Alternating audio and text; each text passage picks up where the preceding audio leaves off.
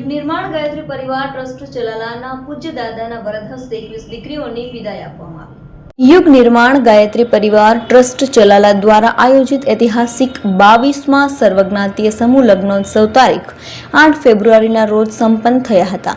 ચલાલા અંશ અવતાર દાન મહારાજની પાવન ભૂમિ પર ગાયત્રી પરિવાર દ્વારા પરમ પૂજ્ય સંત ડોક્ટર રતિદાદાના આશીર્વાદ અને સાનિધ્યમાં આ સુંદર કાર્ય ભવ્ય રીતે સંપન્ન થયું હતું। સંતો મહંતો તેમજ વિદેશથી મહેમાનો તેમજ ધારાસભ્ય જેવી કાકડિયા, કાયદા મંત્રી કૌશિકભાઈ વેકરિયા અને જિલ્લા પ્રમુખ અતુલભાઈ કાનાણી તેમજ ચલાલા નગરપાલિકા પ્રમુખ પ્રતિનિધિ જયરાજભાઈ વાળા, ચલાલા પીઆઈ ગઢવી સાહેબ ઉપસ્થિત રહ્યા હતા। પૂજ્ય દાદાના વરદ હસ્તે 21 દીકરીઓની કન્યા વિદાય આપવામાં આવી હતી। આજ દિન સુધીમાં પૂજ્ય દાદાના વરદ હસ્તે 1826 દીકરીઓના હાથ પીળા કરવાનું ભગીરથ કાર્ય થયું છે।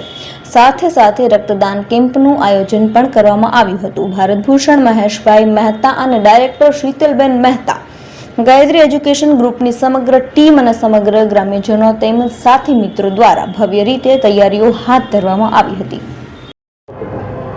અખિલ વિશ્વ ગાયત્રી પરિવાર શાંતિકુંજ હરિદ્વાર પ્રેરિત યુગ નિર્માણ ગાયત્રી પરિવાર ટ્રસ્ટ દ્વારા અનેકવિધ સેવાકીય પ્રવૃત્તિનો થઈ રહી છે, જેના ભાગરૂપે આજે સુંદર મજાનું આયોજન 22મા સર્વજ્ઞાતીય સમૂહ લગ્ન કે જે છેલ્લા 22 વર્ષથી ગાયત્રી પરિવાર દ્વારા સમૂહ લગ્નો થયા છે।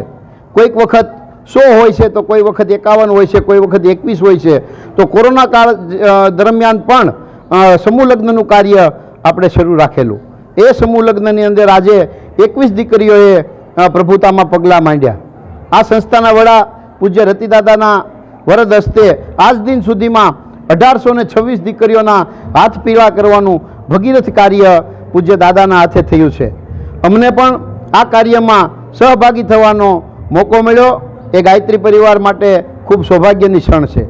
ગાયત્રી પરિવારના માધ્યમથી આ વિસ્તારની અંદર એક ઘરેણા સમાન સંસ્થા યુગ નિર્માણ ગાયત્રી પરિવાર ટ્રસ્ટ અને એમના નેજા નીચે આજે અનેકવિધ સેવાકીય પ્રવૃત્તિ થઈ છે, જેમાં આજે એક બાજુ લગ્ન વિધિ થતી હતી, તો એક બાજુ રક્તદાન કેમ્પ ચાલતો હતો, એક બાજુ દીકરીઓને વિદાય થતી હતી, તો એક બાજુ કરિયાવરો માટે 130 વસ્તુ કરિયાવરોમાં અપાતી હતી, એક બાજુ વર કન્યા અને વાલીઓ જમતા હતા, તો એક બાજુ સાધુ સંતો જમતા હતા।